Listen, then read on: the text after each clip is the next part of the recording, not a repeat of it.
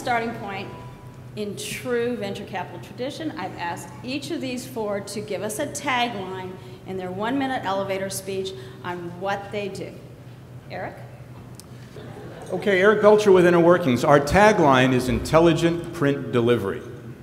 Now, corporations use a lot of printed material, direct mail and packaging and labels and point of sale and things of that nature.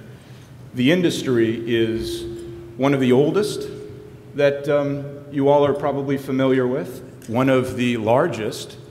Believe it or not, worldwide it's about a $500 billion a year industry.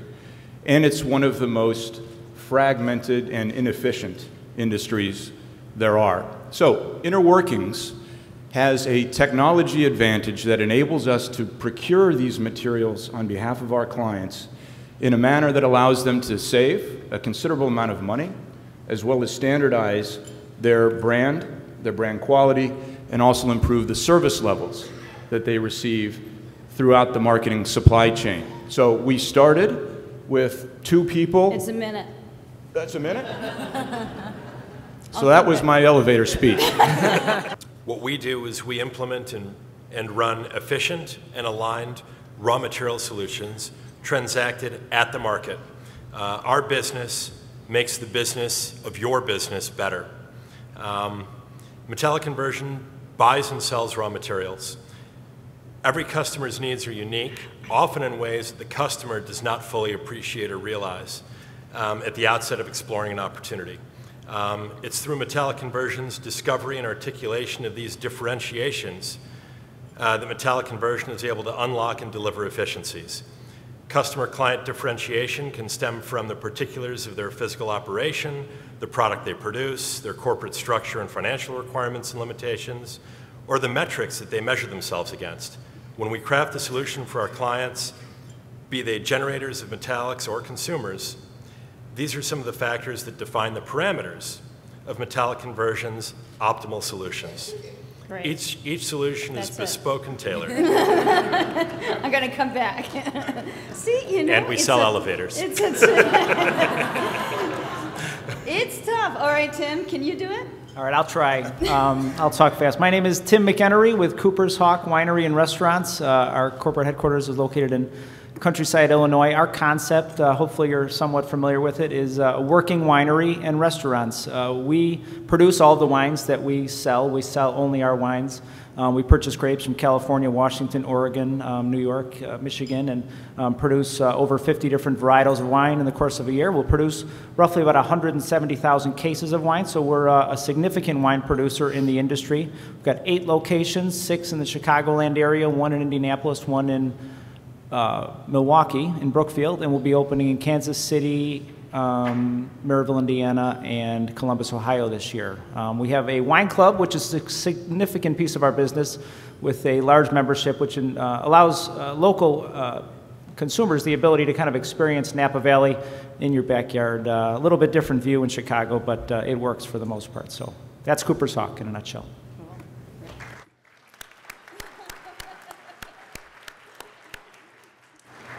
Lisa. Thanks, Linda. So at NCSA Athletic Recruiting, our tagline is commit, succeed, and lead. And what we do is we connect qualified high school student athletes with collegiate opportunities and scholarships at the right schools. And we believe that college athletics is not just a 4-year decision, it's a 40-year decision. So now we also connect the college athletes with sports-minded businesses for internships and careers. And we've really built the digital platform to do this. We consider it kind of like Facebook meets Match.com meets LinkedIn, all for recruiting.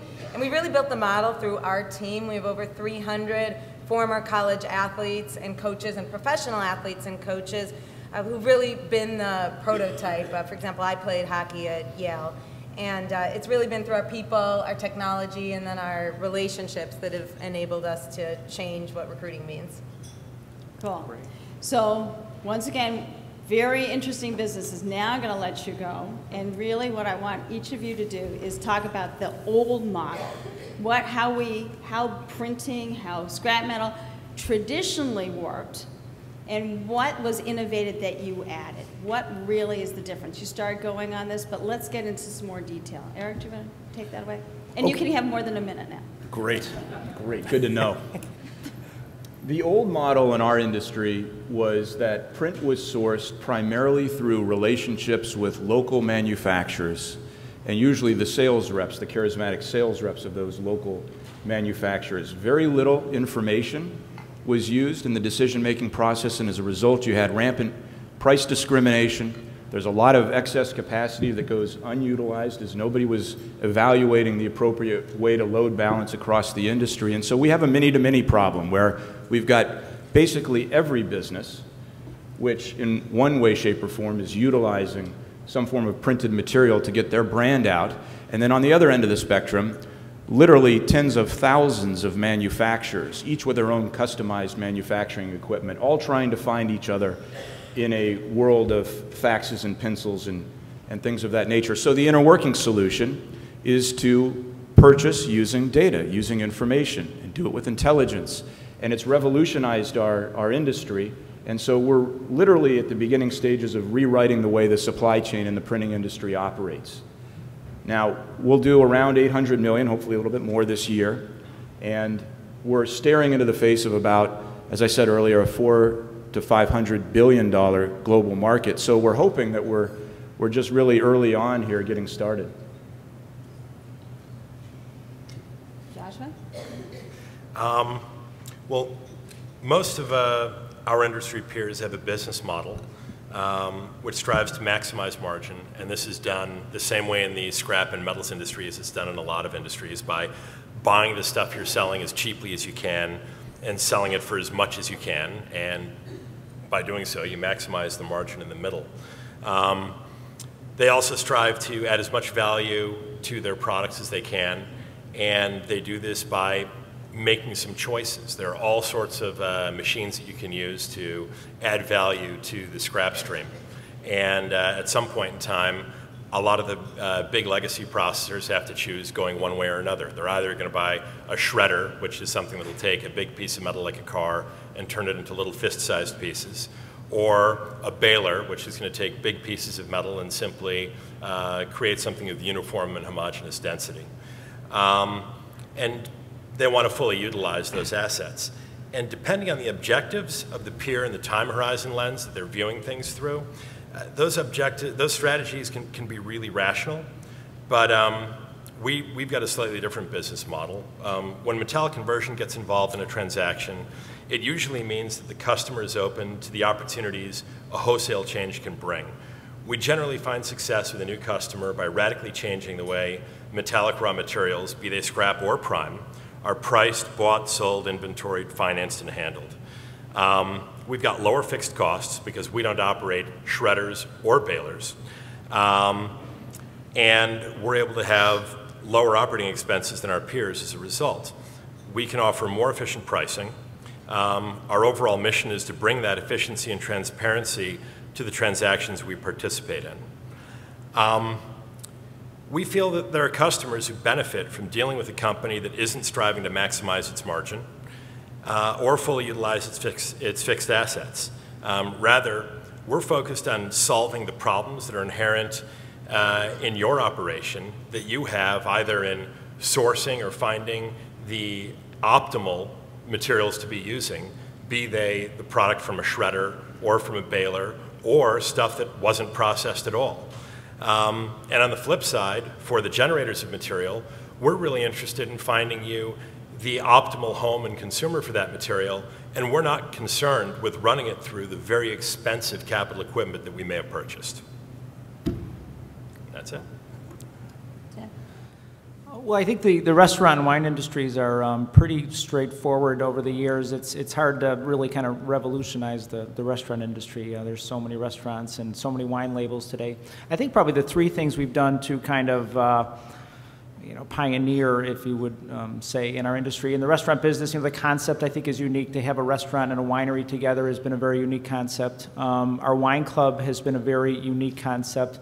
And in the wine industry, the kind of, we're a 100% direct-to-consumer model, which the California wineries are very envious of because it's a much much improved margin business than selling wine on the shelves of retail and liquor stores. But, you know, at the end of the day, you know, from time to time we'll have comments or we hear kind of through the grapevine, well, Cooper's Hawk is very successful because they have this wine club, you know, of this significant membership that brings people into the restaurants. And that is very true, but at the end of the day, it's the wine club would not be successful if it wasn't for, you know, having great food, great service, a value proposition, and also our wines being wonderful. So we think they're wonderful.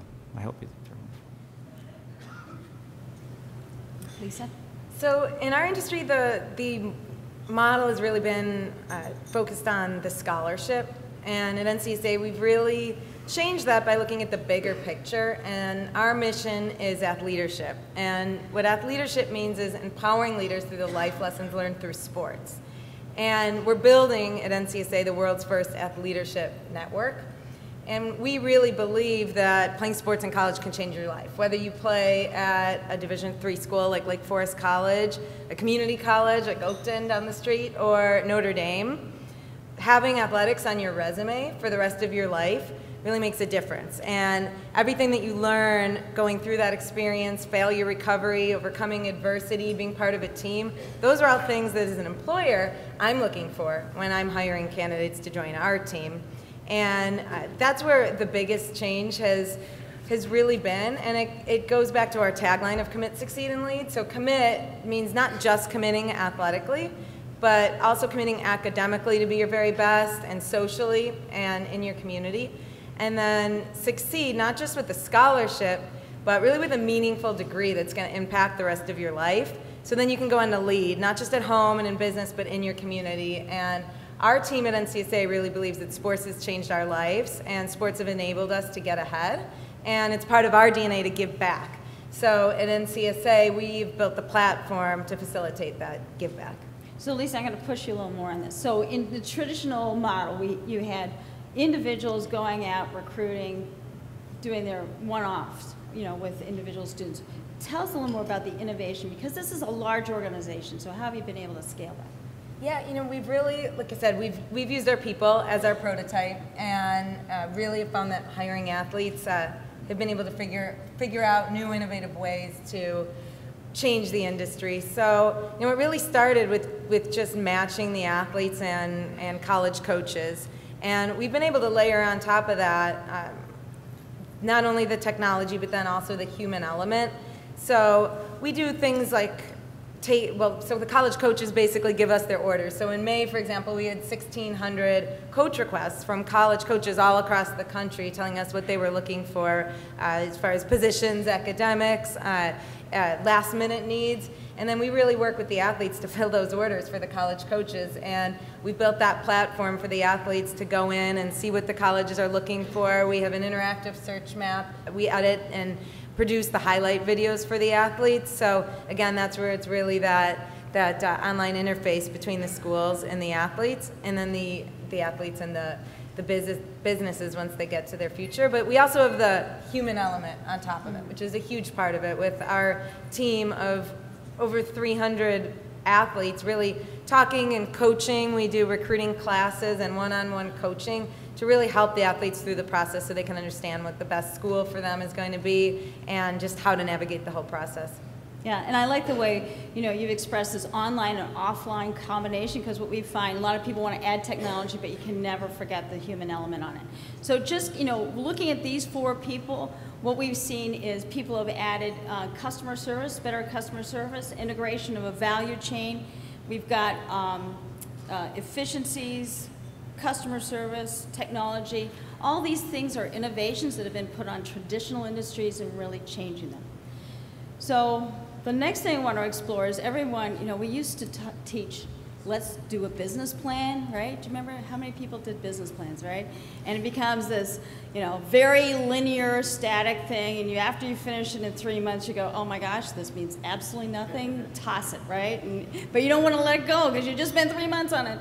So, you know, one of the whole things in the new tech generation is there's no such thing as business plans anymore. It's all business models, iterating, testing things, hypothesis. So I want to explore this with the four of you. When you went out, were there, you know, variations on a theme here? You went down one alley and it changed up, and that wasn't the right customer, you changed to something else. So where were those iterations when you first started out? And I'm going to just keep going in the same order. So Eric. Okay. Our business model changed frequently. We've now been in business for 10 years. Business started in a cave somewhere over in River North with 2 people, and originally the concept was we're going to aggregate the spend of a lot of medium-sized businesses in order to help drive value throughout the marketing supply chain. Now, a few years into it, and that was working quite well, but a few years into it, we had the realization that our solution and the technology, as the data started becoming more and more powerful, could be applicable to large corporations who are, as you might imagine, the largest consumers ultimately of the materials that we source. And so we approached John Deere. They were our first major client, where they literally decided to outsource their print procurement department to us. We hired their people. We worked under a long-term contract with transparent economics, and we became the print procurement department of a large corporation. Not something that was ever envisioned at the very beginning of InnerWorkings, but a pivot that was made a few years in, and now the contractual work that we're doing with large corporations, increasingly global around the world, represents over 80% of our revenue. Now, interestingly enough, 2 years ago, after we had left the middle market, if you will, and not put any energy into supporting the medium-sized businesses of our country, 2 years ago, we decided that we would go back to that market, albeit in a very different way than historically the market's been served. And so we're seeing a tremendous amount of growth back in the original market segment that the business thought would be its core market. So the first client, going up to John Deere. I mean, you were a small firm at that time. What was the credibility? Yeah, we didn't tell them that. Okay, so that's what I want to understand. So how do you go in and make that sale to the first corporate client, and what's the value proposition? Well, it took some courage to walk into that giant, I don't know how many of you have been there or maybe even worked for John Deere, that giant headquarter building when we were a very, very small organization. But what we had and they didn't have was a tremendous amount of pricing data and equipment profiles and information that we knew could help their business. And so we made the proposition. We weren't entirely sure it would be all that well received, but it struck a chord with a senior executive, and then from there one thing led to another. So I think it was a combination of knowing, having the confidence to know that we can help, and then also having the confidence to go in and ask. But ultimately, if we didn't have that data, if we didn't have that technology and that specific expertise, I mean, we believe that any company that doesn't call their sole core competency as a business the ability to source the marketing supply chain should look at the idea of outsourcing that function to somebody who does claim that as their sole core competency. So we went in with that theory, and it's worked very well ever since. Very cool. Joshua? Well, my model evolved out of my experience on both sides of the deal desk. I started out as a raw material buyer for a chemical company, and I always wanted transparency about the pricing dynamics in that industry. I then went to work for a scrap company that was sort of what you would think of if you remember Sanford and Sons. And I tried to bring some of that same transparency that I wanted when I was on the other side of the desk to that business, and met with some success. And later, when I started up my own company, I continued with wanting to bring transparency about pricing dynamics and about what would make material worth more or worth less that my generators of scrap could do inside of their plants. And I wanted to bring them solutions that would bring transparency so they would know what their material was worth and they could make good rational decisions about whether they wanted to improve it or not improve it. And I thought that was going to be the end of the story until I wound up coming pretty close with some mill consumers. And they actually had some of the same concerns as the producers had in terms of really yearning for price transparency. And I put together some very key, for me, milestone deals with a large steel company And they liked what I did for them so much with one metallic that they asked me to put together a similar supply deal for them for some of the other metallics they consume. And suddenly my business model was different. It wasn't just trying to put together scrap management programs for scrap generators, but put together procurement programs for folks who are consuming these raw materials as well. And when the downturn came in 2008, having a business that had changed had really helped us, because we weren't solely in a position where we were committed to buying material for which there may not be someone to sell it to. But we had folks who were buying material, and so we had this baseline commitment for a certain tonnage of material, and it really carried us through and insulated us from the downside to a great extent. And now our model is shifting back a little bit in the sense that more folks who are manufacturing are seeing that they need some wholesale changes in order to make their businesses remain competitive in a new economic environment. And they're looking for solutions, and they're looking for people to help them get the full value out of the scrap that they're producing. And so I think that our model is going to continue to evolve. At any point in time, if you would ask me what my business would look like in 3 years, I would have been wrong when I hit that 3-year point and looked back. So I feel pretty comfortable with the fact that the business model where it is isn't where it's going to be in the future, and it's going to continue to change. The constant being that you have to deliver a solid value proposition to your clientele. So what's kind of interesting is you've actually used a consulting model in many respects, is really understanding your business and providing that value and knowledge on top of just what used to be an arbitrage in many cases. It is a consulting model, except for the fact that we actually only get paid if the people choose to use us to implement the solution. So, we leave ourselves open, I guess, to putting forth a lot of effort and producing value, and then having a potential client decide that, we appreciate that we need to make a change. We love the change that Josh has made. To make it easier, we'll just turn it over to the guys that we're currently using. And that's sort of a bitter pill. But I don't feel that our market is one that's really going to accept a consultative type billing business model. So, we go on trust, and we count on the goodwill, good citizenship, and good behavior of the folks that we do business with.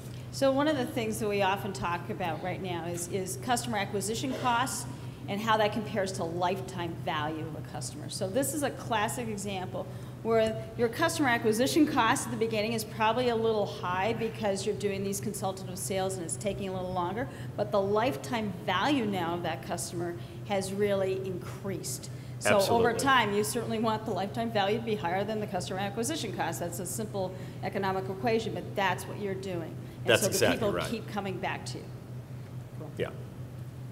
Tim.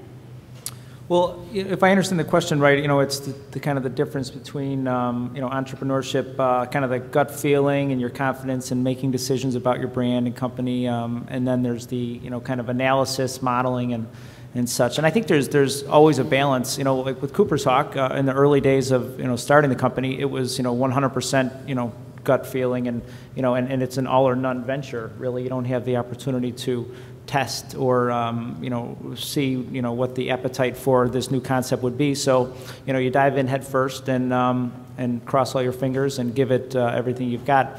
Over time, we look at different evolutions, innovations, and things that we're working on, all day, every minute of every day. It never sits still. I don't think in any industry today, with technology, without technology, you have the ability to sit still. But now, as our company ventures further away from our home base of the Chicagoland area, we're going to open in Tampa, Florida in February of 2013. So when we're boots on the ground in Tampa, evaluating whether or not Cooper's Hawk we'll be successful there. I don't have the gut level confidence as I'm walking down the street because I don't understand the market like I understand the market in Orland Park, Arlington Heights, for example. So we rely more on data and modeling and consultants and such. So I think there's always that balance. But at the end of the day, I think you never really true entrepreneurship. You truly never get away from really just wanting to understand and wanting to make that kind of gut level decision. If you're able to maintain that close proximity to your consumer and what they like, and I try to create mechanisms for myself that enable me to be very close to both our employees and coworkers, along with our consumers. So you never really lose touch in a way where you can't trust your gut any longer. But you've got 3 prongs to this. You've got the wine club, the winery, and the restaurant. Do you start looking at data continually from your customers as which is the priority that's bringing them back in? Is it because of the wine club that long-term value, is that really working? So do you get a sense of which is driving traffic and long-term value? Well, absolutely. It's everything contributes. Again, talking about the wine club, people will, even as investment bankers, and we have an equity partner. They look at the business and immediately they're like, well, the wine club is where the revenue and the profitability is. And well, although it is, everything contributes. My dad has always worked for a gas station organization, and I said, well, where's the real margins? It's in the, the cigarettes and the milk and the beer. And he's like, no. Everything contributes. You get a little bit from the fuel, you get a little bit from the milk, you get a little bit from the car wash, and it's the same model for us. You get, some revenue and margin from wine, some from the wine club, but it all works together. And with an equity partner, you are forced, being an independent, especially in the restaurant business, you're forced to grow up in a hurry when it comes to financial analysis and modeling and understanding your business. So it's been a really healthy couple of years for us. But there's always this question of, well, let's strip the business apart and let's look at the wine club in this P&L, let's look at the restaurant in this P&L, let's look at the winery in this P&L, and it just doesn't work because they're so integrated. But at the end of the day, the success of our concept is as we grow our wine club membership, we grow traffic because wine club members come to pick up their bottle of wine every month. Our founder, Chris Krause, set out a 2020 vision back over 10 years ago, but we haven't been married to exactly how we're going to get to that vision, and that's where getting over the fear of failure has been a big part of adapting to change. I think a lot of people and a lot of businesses get paralyzed by the fear of failure, and we've been very adaptive. If we try something and it doesn't work exactly how we expected, that's okay, and we're nimble and we're able to quickly recover from that and be stronger because of it. And then we also really listen to our people, and not just in the traditional sense of our clients, who for us really are college coaches and businesses, and student athletes and their parents, and high school coaches and club coaches. But we definitely listen to all of that. But then also our people internally. About a third of our staff have really come through our system. We even have, every summer 25 interns, and most of them have come through NCSA and our system. So we get so many ideas organically, and a lot of those ideas, some of them are great, a lot of them aren't, but many of them have really helped us to try new things, and again, quickly auditing it, and if something's great, doubling down on it, and if it's not, that's okay too, and we'll try something else. All right, Lisa. You have a multi-sided platform. This is a really hard model because you've got coaches on one side that gain value from the matching, and you've got athletes on the other side. So in a multi-sided platform like that, you gotta seed one side before the other and keep that side engaged before you can link them. How did you do that? It's a really good question, and it's always the chicken and the egg type philosophy, and it's just been closely watching it and making sure which you really push first. We, for example, right now our tennis program, we don't have a lot of tennis players. We only have a few hundred tennis players. So if we don't have the shelves stocked, then I can't send my team out to the tennis coaches saying, come look at all our athletes when we only have 200 of them. But using that tennis example, we this year just signed a partnership with USTA. So that strategic partnership is really helping us to kind of walk that fine balance between the tennis coaching community and tennis recruits, so that we really have both. You know, our model was really built on football, and our founder, again, Chris, he played football at Vanderbilt, and we have had a lot of strategic partners in that sport, where now we've got the stocked shelf for football coaches. So 90%. Which came first on the football, the players or the coaches? Again, it's really been that balance. I mean, really more, you know, we always had both, but once we had enough players, then we were really more aggressively able to pursue the coaches. And, you know, we didn't even really need to pursue them because we had the athletes that they were coming to anyway. But you had to keep the athletes engaged in your space while the coaches were coming on. It's really a hard model to get going, but once the flywheel goes, then it goes. So, yeah.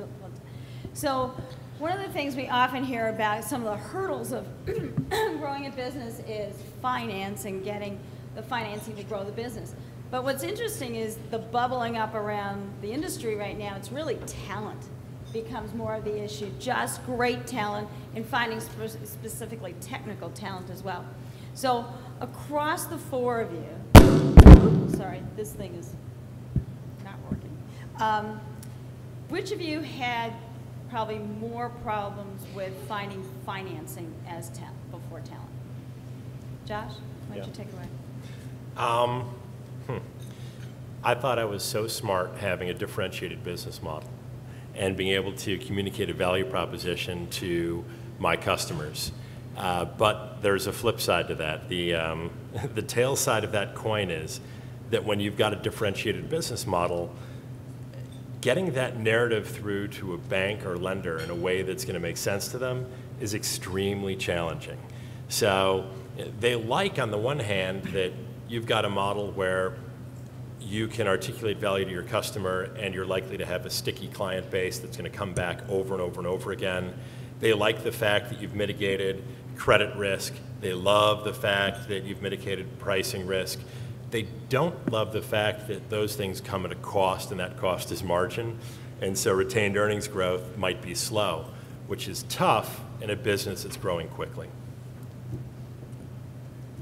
Okay. Anyone else had financing issues? Well, I'll speak to the question, you know, when it comes to finance, you know, I think like with all things in entrepreneurship, it's like a roller coaster, right? Like sometimes it's people, sometimes it's equity or, you know, lending. In the early days, you know, raising capital for Cooper's Hawk was the hardest thing I ever did in my life.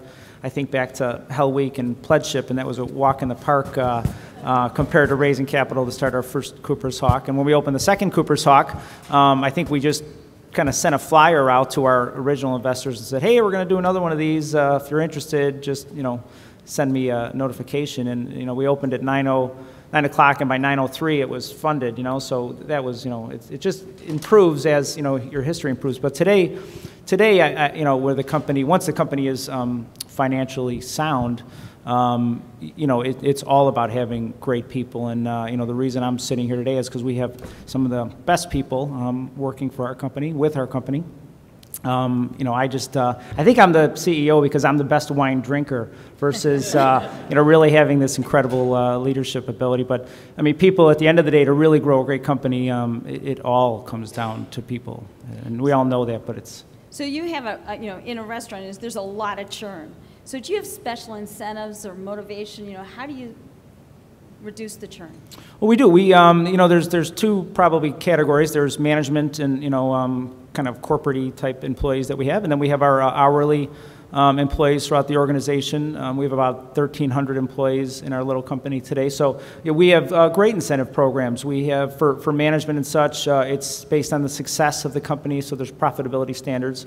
You know, there's also you know, revenue and wine club growth and all these different standards. You know, today, as you know, as the company continues to grow, one of the biggest things is you know, company valuation. So you know, we've created a model for the organization that kind of mocks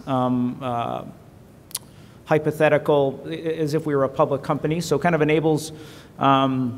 In the restaurant industry, my whole life, we've looked at incentives as, you know, what's, you know, either profit or loss or, you know, EBITDA cash flow. And, you know, what cash flow doesn't take into account, which, you know, finance people understand, is it doesn't take into account the investment in the business.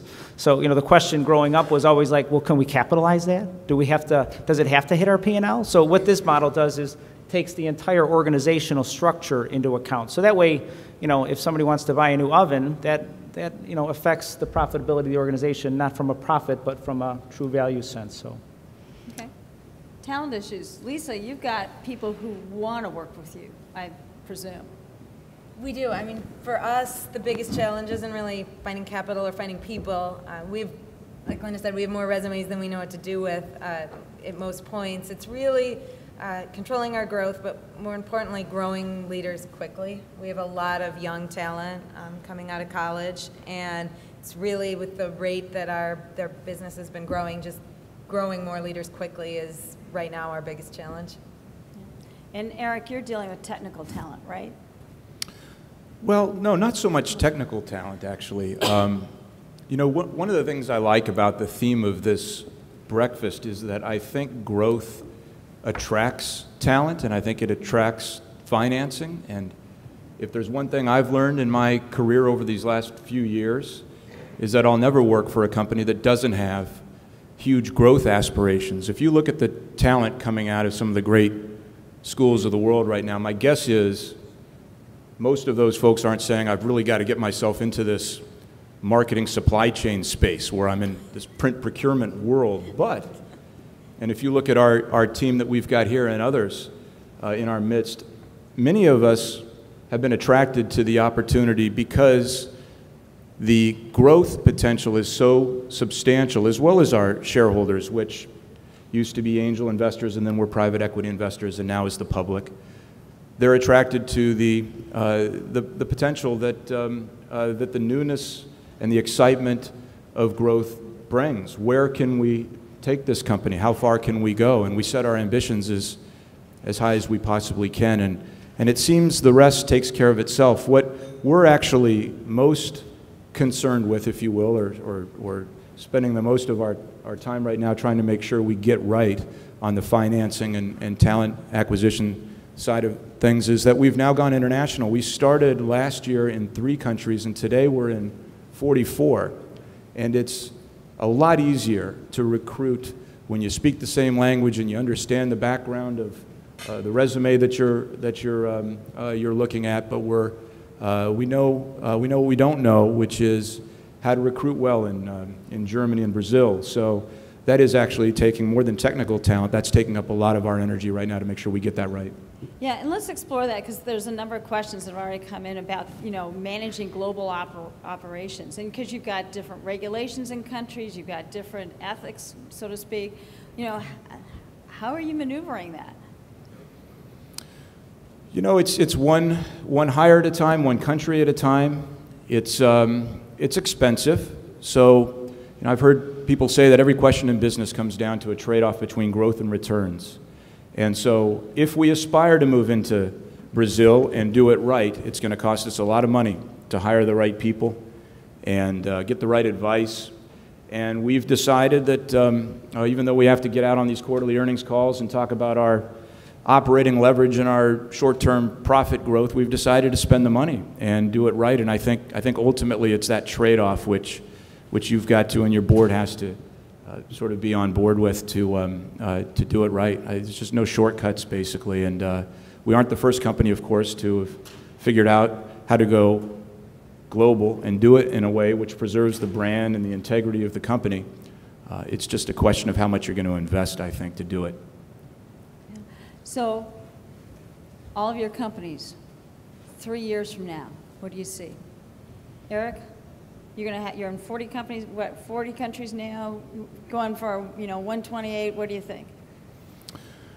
Well, you know, there's a lot of different ways to answer that question. I think the most superficial way would be in terms of the size of the business. And as I had mentioned earlier, we've got one small fraction of 1% of our eligible global market. Our biggest fear is that we end up being the MySpace instead of the Facebook of our sport, right? We created it, we've innovated it, and we've got this huge jump. There is quite a bit of competition coming, and we see some large corporations and some VC-backed entrepreneurs moving into our space. But we've got this giant jump. We've got a huge edge. And so the question for us is, are we going to end up being able to write that book which says we've revolutionized this supply chain, or does somebody else get to do it? And you know, of course, where we fall on that is we hope we're the author. So that's what we're worried about, and that's why we're so focused on growing. It's a land grab in our space right now, and we intend to win. What about the others of you? Where do you see yourself in 3 years? And I like this, and I like what Eric has said. Is this a land grab, or is it evolving the technology? Is it, you know, what is this? Well, every year that passes, we find that on the capital side, our bankers and our lenders get more and more familiar and comfortable with our business. And so even though it's a differentiated offering, it's one that they're more comfortable with. And we find that we have an increased ability to continue to grow the business. And as we continue to grow the business, we also find that we're getting opportunities to engage more and more sophisticated banking solutions. What's going to be happening 3 years from now, I think I already said earlier, whatever I tell you now will wind up being wrong when we look back on it. But I am confident that we're going to be employing and developing creative, differentiated solutions that our customers are going to get a fantastic amount of value out of. And that's about it. I think you know, one of the key philosophies that we work on and believe at Cooper's Hawk is the company will be, you know, hopefully, cross our fingers, double in size, and you know, significant growth throughout the Midwest and entering other markets of the country. But what we really try to do, and my goal is not to just be, you know, another restaurant company that, you know, we rip out, you know, 50 more restaurants and now there's Cooper's Hawks all over. We try to equal the company's growth with the company's innovation. So in the next 3 years, outside of having a larger company, we're working on evolving it. So, you know, our wine club membership will have new and exciting member benefits.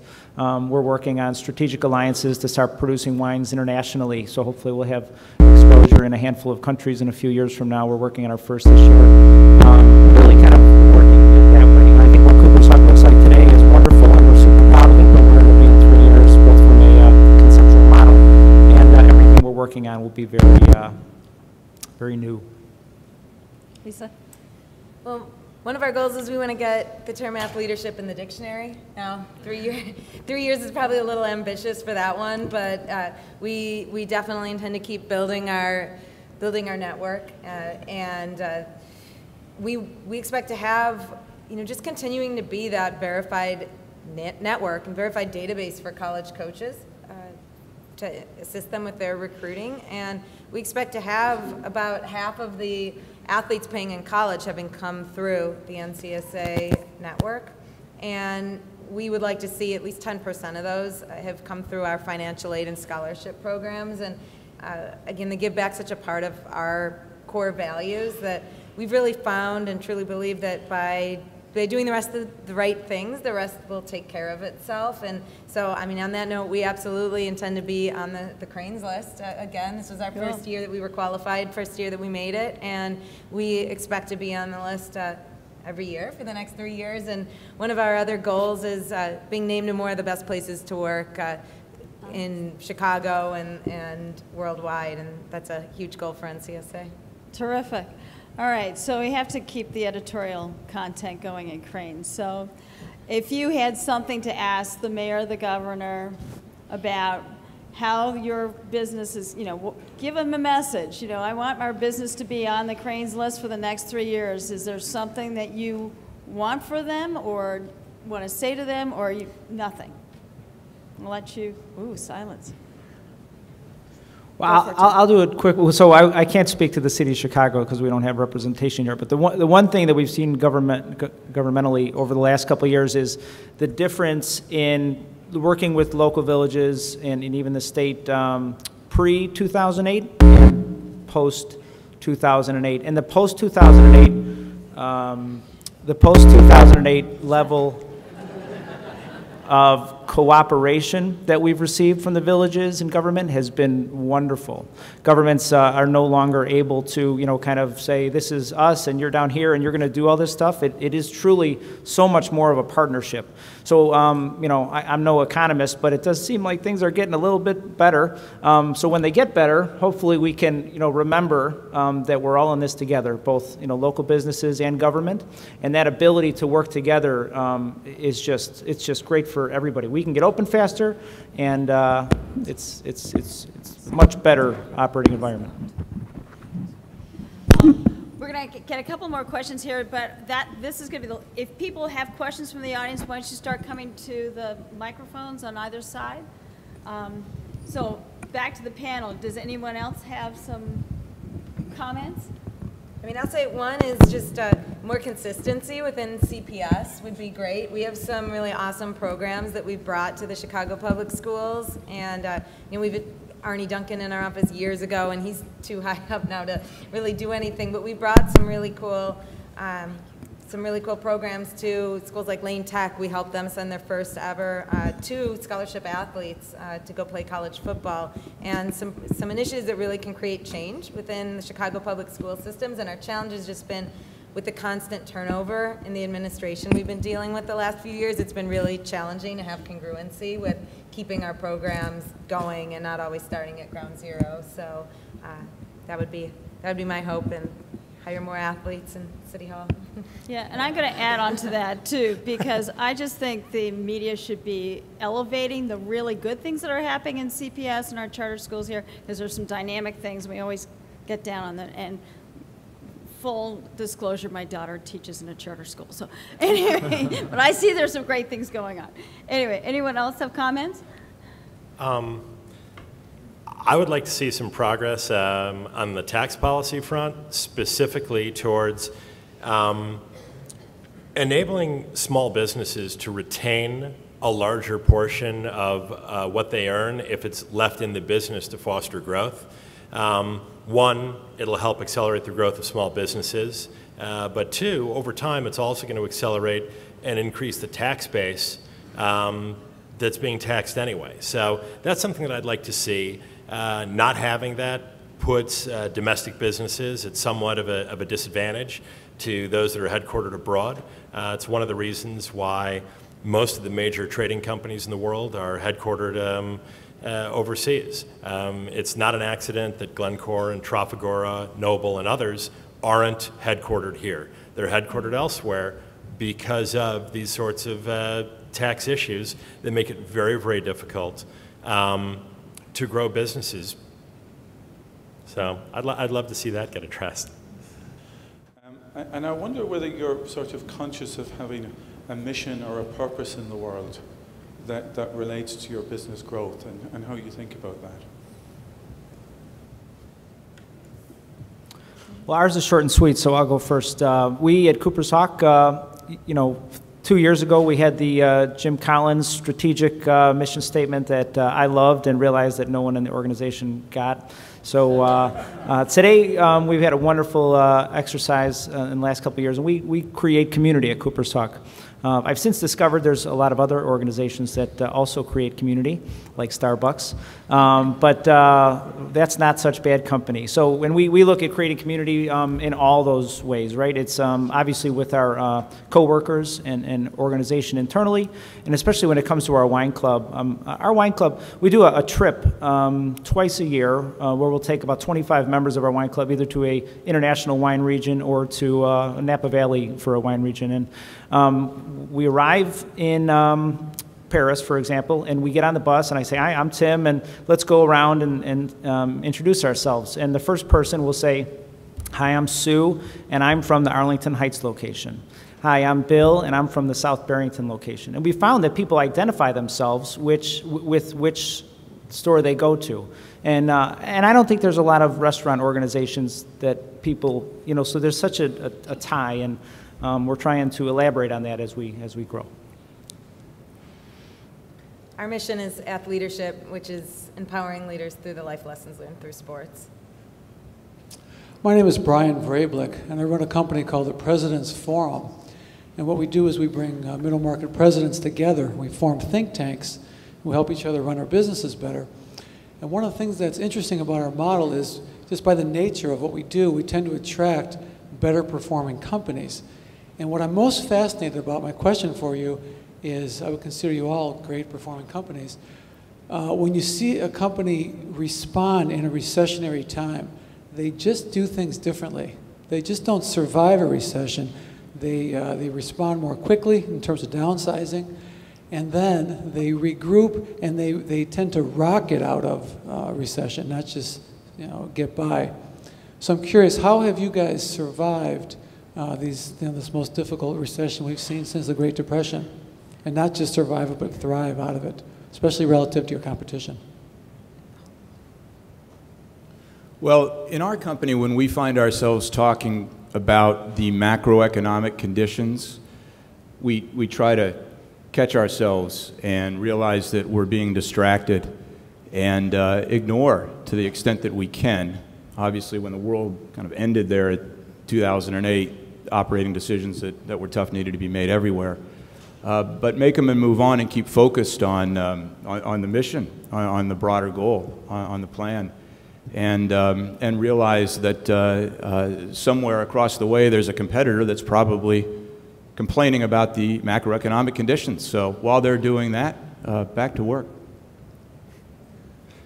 I've actually found the recession to be a fairly useful time where we've been very, very productive in terms of being able to grow our business, because it sort of forces out a lot of sloppiness. So in a lot of our customers' businesses, they're forced to look at stuff that they didn't have to look at before, and they're forced to look at, well, now that their growth rate has gone from 8% or 28% to 0%, what can they do inside of their business? How can they change the way that they're running things to extract more value and money? How can they bring more to the bottom line? So if I can, at that point in time when I have a receptive audience, get in front of them and talk to them about how we can give them a solution where our interests are aligned with their interests, and we're going to supply them material that's less expensive, provide them a balance sheet solution where we're keeping it off of their balance sheet so that their capital can be put to work in some other more productive piece of their business, or get them higher revenue for the byproduct and scrap that they're generating. That's a wonderful time. So if I sell medicine, I like selling it in times when there's an epidemic.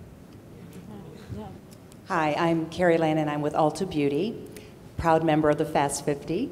I have a question for you. When you talk about building community, I'm interested in what part social media plays in your companies. I know 2 of you are consumer-facing and the other 2 are more business, but do you allocate resources and talent to social media? Are you an active participant or more passive?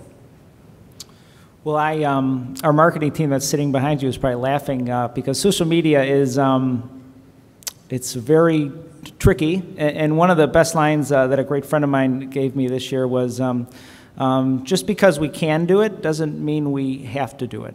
And that's not just in social media, that's in a lot of things. So I would say dabble in social media. We do Facebook and Twitter, and we have a wonderful following. But I do believe that there is a big long-term social media strategy for us that we're starting to develop and uncover. But I would say that we are not social media pioneers. With again our wine club in this community, we focus all of our energies, capital, and resources on truly. We have no real marketing line on our P&L. It's all in creating a great experience. So whatever dollars we would focus on marketing, we generally focus in great food, great service, developing people. And we do enough social media to stay on the radar. But I do believe that there's a big opportunity for us. And now that I said that out loud, they're going to hound me this afternoon when I get back to the office. So. We're going to get lots of people coming up who want to be king. Yes, all the marketing consultants will be here after. Good point. Anyone who else uses social media? Lisa, you must use social. It's going to be the game plan for your. Yeah, I mean, it's really been evolving. It's constantly, it started with the basic corporate Twitter and Facebook, but now we really use it a lot to communicate with our student athletes, and even the college coaches more and more, but especially with the athletes, we found, I mean, it was news to me that kids don't really use email anymore, and it's just fascinating that the way to communicate with them is through text messages and Facebook, and that's how our recruiting coaches and our scouts really have conversations with athletes, so it's been a really cool way to just increase our engagement from our kids. So Joshua, I can really see the Facebook page on scrap metal. Maybe in the future. I wish that people cared that much. Interesting concept, though, the B2B play coming along. Eric, anything, probably not printing either, right? Not quite there. Not so, quite. But certainly a wave of the future. I spent 0 on marketing my brand, and I spent all of my time and resources on delivering a solution to my clients and prospects. And by delivering that solution to my clients and prospects with excellence, that gave me the foundation for a brand and a brand identity. Our story is very similar. We looked at marketing expenses being almost a luxury in those early scrappy days, so it wasn't until a few years ago that Patty joined us, and now we're thinking much more seriously about publicizing our brand. But in the early days, it was just one customer at a time. Hi, I'm Eric Sanders with the Organization Development Network of Chicago. A question for Lisa and for the others as well, but especially you. You talk about growing leaders, especially the athletes that join as business people in your firm. What do you do to help them transfer the experience that they have as successful athletes to being successful business leaders? It's a great question, and I'll be honest, it's something that we're still figuring out the best way to do it, but a lot of it is through really helping them translate those experiences from sports to business, and we have mentorship programs in our office with more of our senior leaders, working with our newer talent, and just a lot of training, a lot of discussion, and we also bring in great mentors. We have, you know, one of the things I'm most proud of with NCSA is our whole executive team has grown from within, and literally our entire executive team started in entry-level roles. But we really surround that with a lot of great experts in different fields and a really amazing board who has a lot more gray hair than we do. So they've really been able to help everybody take those intangibles and then tie them into more of a business acumen. Hope that answers your question. Thank you all panelists for taking the time this morning. I hope it's been helpful to everyone. We have no idea what you've been saying about us up here. This is the weirdest thing. You could have been saying we should have all gone to wherever. But I hope that you enjoyed the panel today. Take care. Bye-bye. Thanks, Lynn.